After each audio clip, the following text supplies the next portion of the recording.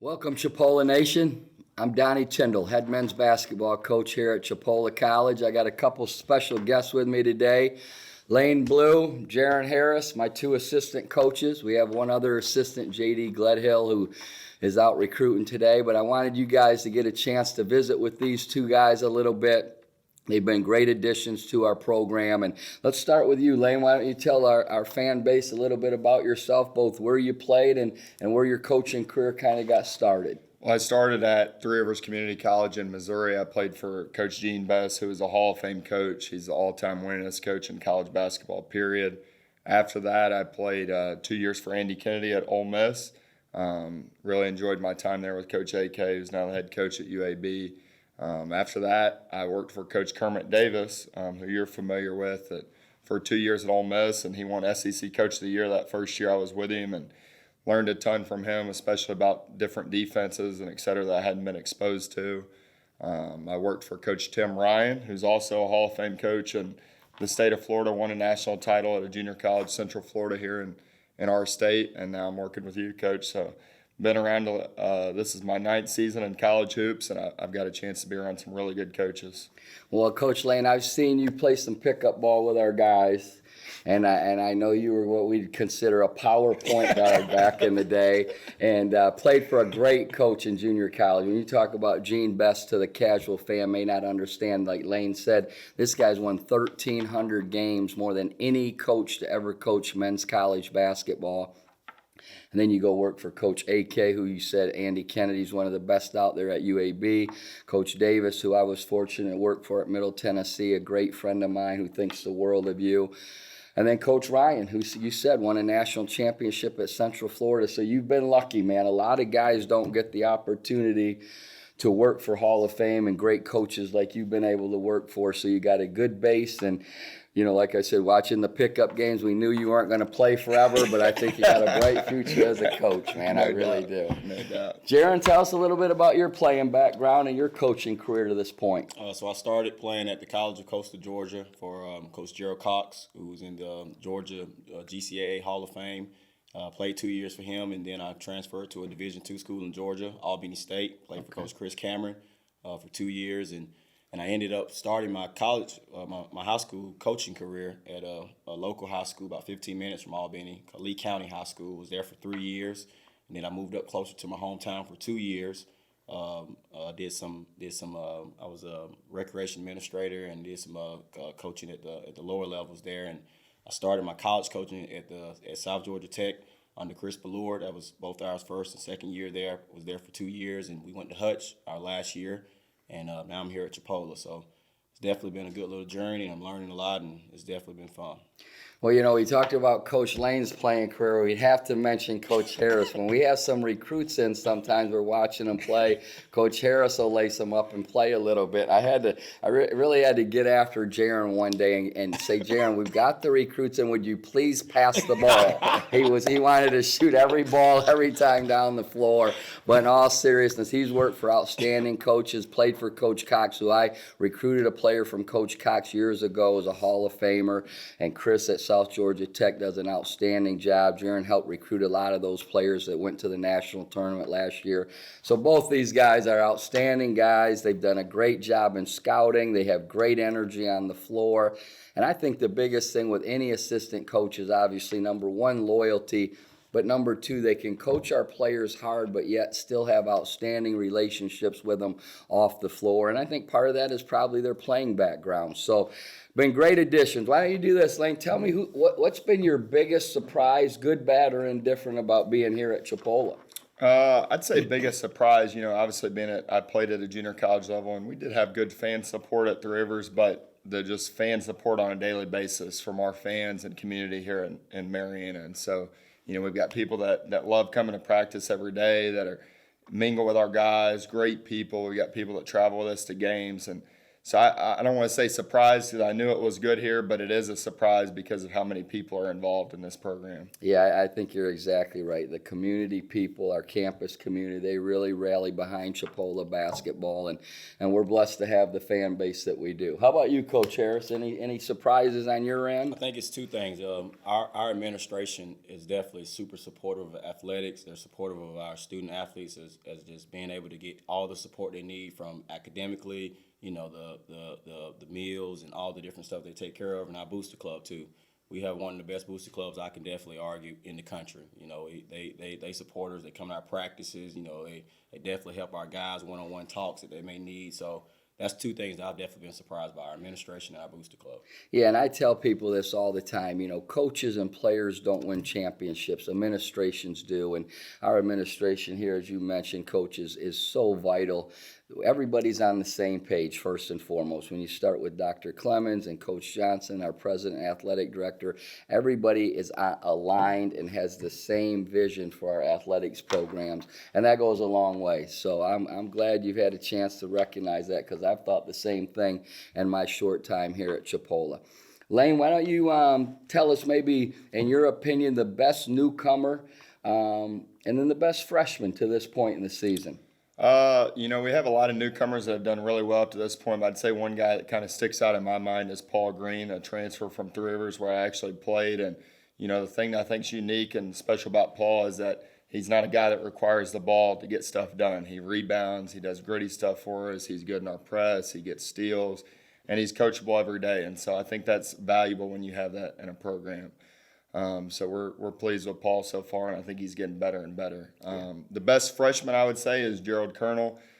He's a guy that's improved day by day since June when he got here. When he first got here in June, we were, coaching him really hard on him, and he's taken that every single day.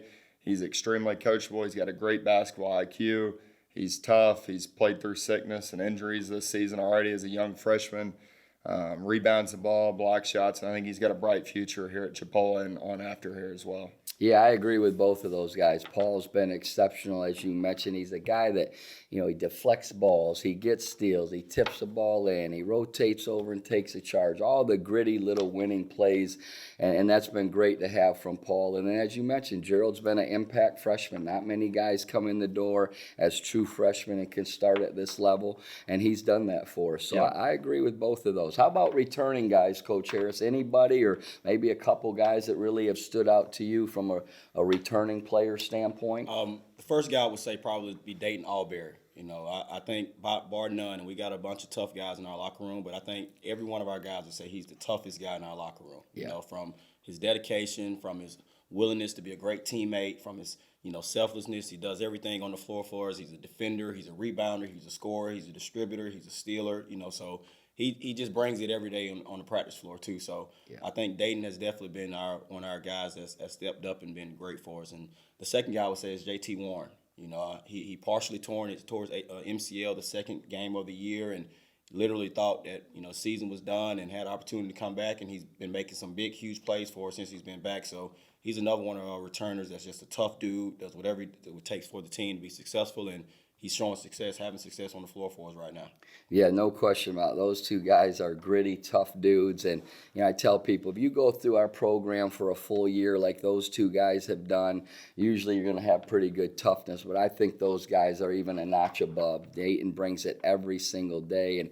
And JT, we played a 6'10" kid from Monroe in our last game. The 6'10" kid is a high major player. He'll sign at a high major, top 20 type school. He had 5 rebounds, and JT Warren at 6'6", about 190, playing the 5 for us, had 9 rebounds. So that gives you an idea about those two guys' toughness. And then 2 other returners that have been fantastic. Jamil Safadine, who's been really good distributing the ball, had a game of 10 assists and 1 turnover, has made timely threes for us. And then the big addition we just added, he'd been out 8 weeks with a stress fracture, is Cliff Davis. Cliff has really played well in his first 2 games back. So we've got a good, even though it's only 4 returnees, it's a good nucleus of guys with toughness and a skill set. So I agree. That's probably exactly what I was thinking in regard to those two, because they are so tough. But as we move on, Where do you think, or where do you see, or where do you hope your career will be in, let's say, 5 years first, Lane, and then in 10 years? I would say in 5 years, my goal would be to be a head coach, probably at this level, the junior college level, hopefully at a good program somewhere, competing to win just like we do here. Getting to be around so many good head coaches. It's always been my dream to be a head coach, but I've just got to be around so many good people and learn so much from these guys. I'd love to be able to be a head coach like some of my mentors and people I've worked for. And then in 10 years, I would say the Division I level, wherever that may be. I'd love to be a head coach at Division I level or an assistant, but my dream's always to be a head coach. So that's my plan. That's my goal. Well, I think that's a realistic goal. You've been around some great coaches, and for a guy your age, do a fantastic job. And I've told you this before, if you're ever a head JUCO coach, we're only going to play at Chipola. We're not coming to your place, I promise you. Coach Harris, how about you, my man? 5 years and then 10 years, what's your plan here? I think, honestly, since I've been here, this has been the first time I've ever been comfortable enough to say that, I will be ready in 5 years from now to be a JUCO head coach somewhere or Division I assistant coach at a higher level program. So I think 5 years from now, I definitely could be comfortable being a JUCO head, and 10 years from now, being a Division I head coach somewhere, hopefully. So I would definitely say you've prepared, myself, and I know Lane, of course, the same way where, you've groomed us to think differently in different aspects of how to prepare, how to think the game a different way. So I think we'll be in good hands 10 years from now. Well, I always say, I want guys on my staff that want to be head coaches. You have to understand your role as an assistant, and loyalty is of the utmost importance. But on the flip side, you want guys that are driven and hungry and want to be head coaches, because that tells you they've got some gumption and they're self-driven, and you guys are exactly that. So I think you got a legit chance to make that happen. And as they say, winning takes care of everything. So we got to keep winning, man. Got to keep winning. Let me ask you this. Lane just had a baby girl.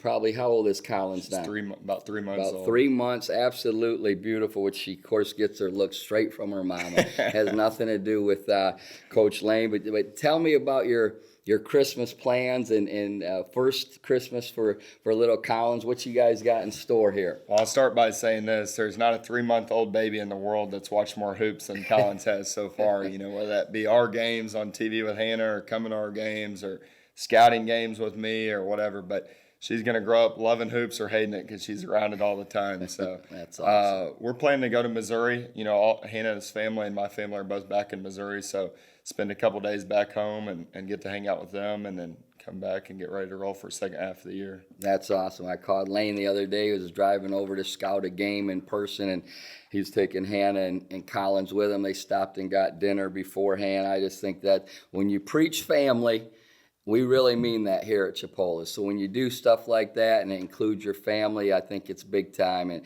it's really cool. So I'm sure she'll be pretty spoiled Christmas morning. Yeah. Coach Harris, all right, you don't have a little one. You don't have a wife. All you single ladies out there, Coach Harris is still available. But tell me what your Christmas plans are, Coach. We're going to go back to Georgia. I'm from Georgia, so I'm going to go back to Georgia over the break and probably do a little recruiting, but spend some time with my family. And we'll have a good Christmas gathering we do every year. We have a host family that we go to of the siblings that, we just have a good time and connect and enjoy each other with good fellowship. So I'll do that and, like I say, come back and get ready for Panhandle play. Yeah, it'll be here before we know it. It's amazing. I'm going to head home to Michigan on the 20th for about 5 days, see my mom and dad and sister, a couple of my good friends, and spend some time back home. So that's always so important. And you get back, and you're right, league play is right there on us. And, currently Chipola Nation, our team is 13-0. We're ranked number 1 in the state, tied for number 3 in the country. So we're off to a good start. Our fans, our fans have been incredible so far this season, coming out in a big way and supporting us. So we hope that you'll continue to do that. We want to wish all our fans, our campus community, our administration, the city of Marietta, all the alums out there a very, very Merry Christmas. We hope everyone has a great holiday, and we certainly hope you'll come watch us play after the new year. Thank you, and go Indians.